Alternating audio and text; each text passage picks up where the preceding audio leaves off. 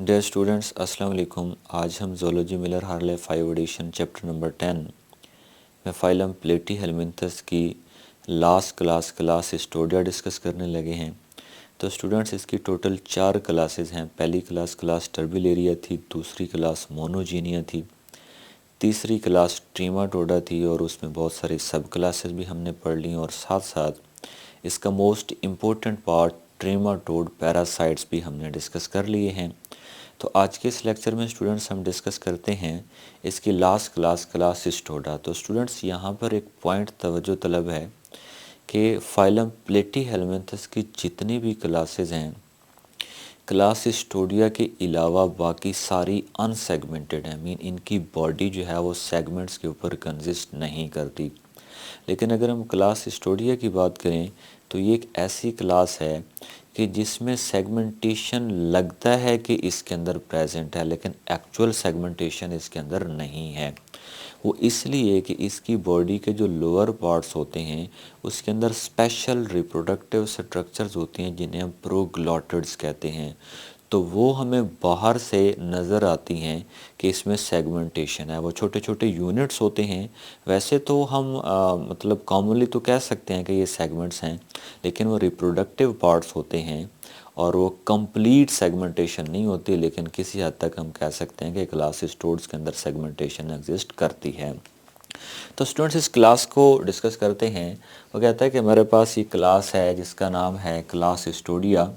ये एक ऐसी क्लास है कि जिसके अंदर ऐसे एनिमल्स हैं कि जिनके स्पेशल करैक्टर में हम पढ़ेंगे कि इनके अंदर इवन डाइजेस्टिव सिस्टम और माउथ भी नहीं है। तो बड़ी इंटरेस्टिंग क्लास है, स्टूडेंट्स डिस्कस करते हैं। वो कहता है कि इसके जो मेंबर्स हैं, इसके मेंबर्स को हम टेप वर्म्स कहते हैं।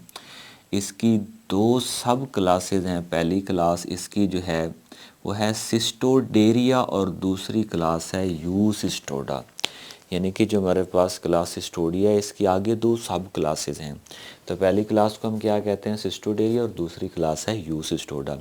तो फर्स्टली स्टूडेंट्स हम जनरली इस क्लास हिस्टोडिया को पढ़ते हैं और उसके बाद नेक्स्ट लेक्चर्स के अंदर हम इन दोनों क्लासेस को इंशाल्लाह डिस्कस करेंगे।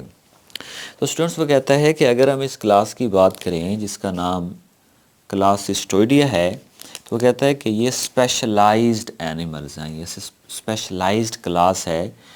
कौन से एनिमल्स की?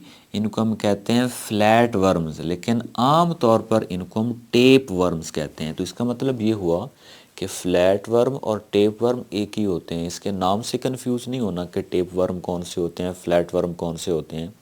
तो फ्लैट वर्म या टेप वर्म एक ही होते हैं। उसके बाद स्टूडेंट वो कहता है कि हम देखते हैं कि इसकी नंबर ऑफ स्पीशीज़ कितनी हैं। तो कहता है कि इसमें 35,000 स्पीशीज़ हैं and they all are parasites of vertebrates. और वर्टिब्रेट में भी कौन से पार्ट ऑफ वर्टिब्रेट, यानी कि वर्टिब्रेट बॉडी का कौन सा पार्ट है जिसमें ये ज़्यादातर पाए जाते हैं? वो कहता है कि डाइजेस्टिव सिस्टम ऑफ वर्टिब्रेट्स। तो यानी कि आसान सी बात है कि इसकी 2 सब क्लासेस हैं, ये स्पेशलाइज्ड ग्रुप है। उसके बाद वो कहता है कि कॉमनली हम इनको फ्लैट वर्म या टेप वर्म कहते हैं। उसके बाद वो कहता है कि इसकी 35,000 स्पीशीज़ हैं और ये पैरासाइट्स हैं वर्टिब्रेट के। और वर्टिब्रेट के कौन से सिस्टम में ये ज़्यादा रहते हैं? डाइजेस्टिव सिस्टम में। उसके बाद स्टूडेंट्स अगर हम इनके कलर की बात करें, वो कहता है कि इनका कलर आमतौर पर वाइट होता है, उसमें येलो शेड्स होते हैं। मतलब कलर वाइट होता है लेकिन येलो शेड्स होते हैं। लेकिन इसकी कुछ ऐसी भी स्पीशीज़ हैं जिनका जो कलर है वो ग्रे होता है। तो स्टूडेंट्स कलर को हमने डिस्कस किया है। उसके बाद हम इसके साइज़ को डिस्कस करके हम इसकी जनरल करैक्टरिस्टिक्स को पढ़ते हैं, जो कि बहुत ज़्यादा इंटरेस्टिंग है और बहुत ज़्यादा इम्पोर्टेंट भी हैं। वो कहता है कि इनका जो साइज़ होता है वो रेंज करता है फ्रॉम 1 mm टू 25 mm, यानी कि 1 मिलीमीटर से ये तकरीबन 25 मीटर तक इनकी जो लेंथ है वो हो सकती है। तो वो कहता है कि from 1 mm to 25 metre in length, यानी कि ये लेंथ वाइज इनका जो साइज़ है वो ज़्यादा होता है। उसके बाद स्टूडेंट्स हम इनके जनरल करैक्टरिस्टिक्स देते हैं और जनरल करैक्टरिस्टिक्स इनके ऐसे करैक्टरिस्टिक्स हैं जो यूनिक कैरेक्टर हैं, जो बाकी एनिमल्स जो हैं उनके अंदर ये नहीं पाए जाते, हम ये कह सकते हैं। तो इनके अपने कैरेक्टर्स हैं जो बाकी क्लासेस के अंदर भी नहीं होंगे, बाकी जो फाइलम्स हैं डिफरेंट उनके अंदर भी नहीं होंगे, और इवन फाइलम प्लेटीहेल्मिन्थस की जो बाकी क्लासेस हैं उसके अंदर भी ये नहीं होंगे। तो इसके कौन कौन से जनरल कैरेक्टरिस्टिक्स हैं जिनको हम यूनिक कैरेक्टर्स कहते हैं, तो डिस्कस करते हैं स्टूडेंट्स। सबसे पहला और इंटरेस्टिंग बात ये है कि ये ऐसे एनिमल्स हैं जो कि without mouth and digestive system हैं। तो इसीलिए उसने कहा है कि they lack mouth and digestive system in all stages of its life cycle. So definitely students, चूँकि ये पैरासाइट्स हैं, डेफिनेटली इनका एक स्पेसिफिक लाइफ साइकिल होगा, इसकी डिफरेंट लार्वल फॉर्म्स होंगी। वो कहता है कि अपने लाइफ साइकिल में किसी भी फॉर्म में, किसी भी स्टेज में ये इनका माउथ और डाइजेस्टिव सिस्टम बिल्कुल एग्जिस्ट ही नहीं करता। अब वो कहता है कि इनकी जो बॉडी होती है, ये ऑलरेडी मैं आप लोगों को बता चुका हूँ कि इनके जो एडल्ट्स होते हैं इनकी बॉडी कंसिस्ट करती है small and long series of units को, और जिनको हम प्रोग्लॉटिड्स कहते हैं। तो स्टूडेंट्स अगर हम देखें तो ये हमारे पास फ्लैट वर्म या टेप वर्म की एक जनरल डायग्राम है। तो यहाँ पर देखें कि इनकी बॉडी के अंदर सेंटर के अंदर ही हमने कोई डाइजेस्टिव सिस्टम हमने नहीं बनाया, जस्ट इनका ये एंटीरियर साइड तो है बॉडी के अंदर अटैच होने के लिए, लेकिन इनका माउथ नहीं है, इनका डाइजेस्टिव सिस्टम नहीं है। लेकिन इनकी बॉडी जो है उसमें रिपीटिंग छोटे छोटे यूनिट्स होते हैं, और इन यूनिट्स को हम प्रोग्लॉटिड्स कहते हैं। और यहाँ पर हमने लिखा है proglottid seems as a segmentation, मतलब ये हमें फील होता है कि इसके अंदर सेगमेंटेशन होती है। अगर हम ये कहें कि रिप्रोडक्टिव पार्ट की सेगमेंटेशन है तो डेफिनेटली वो प्रेजेंट होती है, लेकिन only segmentation is present related to reproductive structure, लेकिन बाकी इसके जो बॉडी पार्ट्स हैं उसमें सेगमेंटेशन नहीं होती। तो यही वो कहता है कि इसके छोटे छोटे यूनिट्स होते हैं जिनको हम प्रोग्लॉटिड्स कहते हैं, और यही प्रोग्लॉटिड्स के बारे में वो कह रहा है कि proglottids are reproductive parts of the tapeworm, यानी कि ये टेप वर्म या जो फ्लैट वर्म्स हैं इनकी बॉडी के अंदर जो रिप्रोडक्टिव पार्ट होते हैं उन्हें ही हम क्या कहते हैं, प्रोग्लॉटिड्स कहते हैं।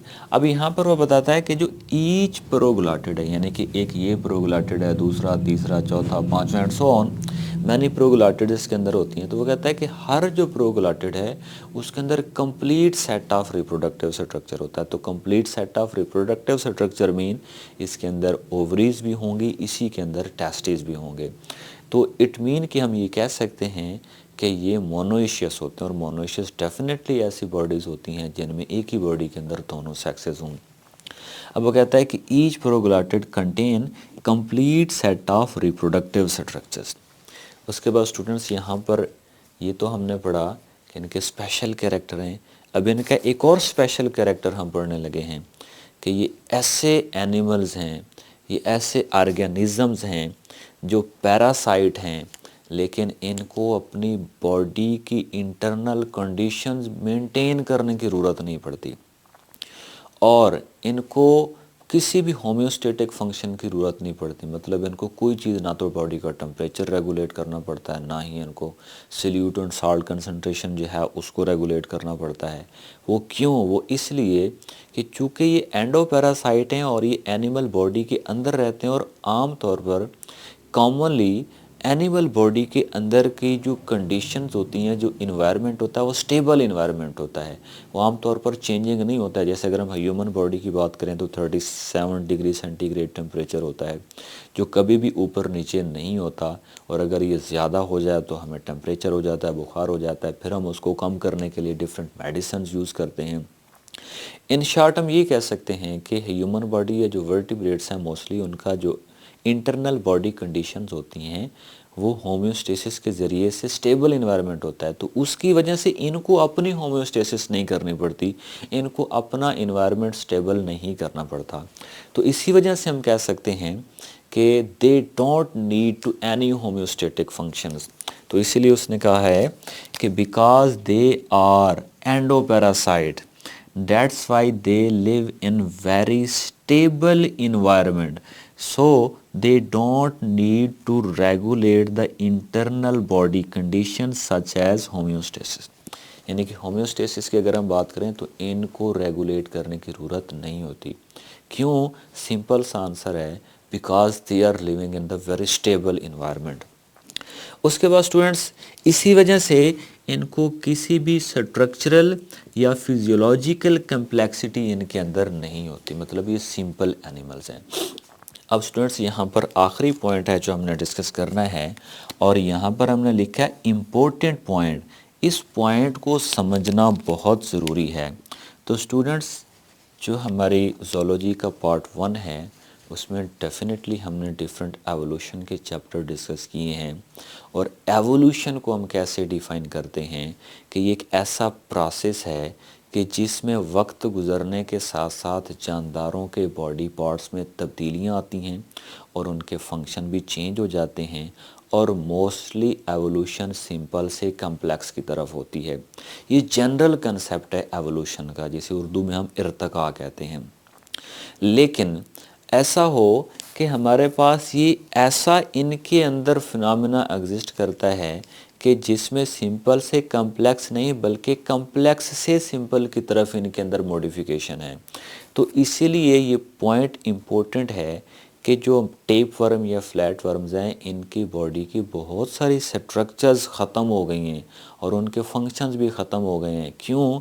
क्योंकि उनकी ज़रूरत नहीं है। जैसा कि माउथ है, अब माउथ हमेशा सिंपल से कम्प्लेक्स की तरफ गया है, साथ में डाइजेशन का जो प्रोसेस है वो भी कम्प्लेक्स हुआ है, साथ साथ डाइजेस्टिव सिस्टम भी कम्प्लेक्स हुआ। लेकिन ये ऐसे एनिमल्स हैं, हमने ऑलरेडी कहा है कि इनके अंदर ना तो माउथ है ना ही डाइजेस्टिव सिस्टम है। तो इसका मतलब ये है कि इन्होंने माउथ और डाइजेस्टिव सिस्टम को ही ख़त्म कर दिया है, एवोल्यूशन के ज़रिए से वो ख़त्म हो गया है।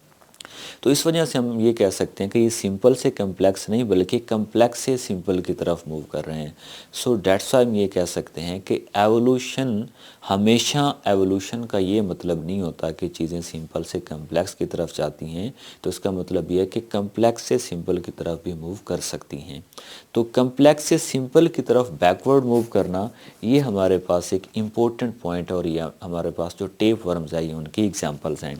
जैसा कि उसने कहा है कि in adaptation to such a stable environment. Stable environment कौन सा है? चूँकि ये पैरासाइट हैं और एंडो पैरासाइट्स हैं और लिविंग बॉडी या लिविंग वर्टिब्रेट्स के अंदर रहते हैं, तो उनकी बॉडी का जो इन्वायरमेंट होता है वो मोस्टली स्टेबल होता है। तो इसलिए उसने कहा है कि they loss some of body structure, यानी कि बहुत सारे ये बॉडी की स्ट्रक्चर भी लूज़ कर चुके हैं, एंड देयर फंक्शन, डेफिनेटली अगर बॉडी नहीं होगा तो उसका फंक्शन भी नहीं होगा। तो या सिस्टम्स, जैसे कि इनके अंदर डाइजेस्टिव सिस्टम ही नहीं है। तो इस वजह से वो कहता है कि this is an example that evolution never mean, not always mean complexity. मतलब इसका ये हरगिज़ मतलब नहीं है कि हमेशा एवोल्यूशन सिंपल से कम्प्लेक्स की तरफ होती है।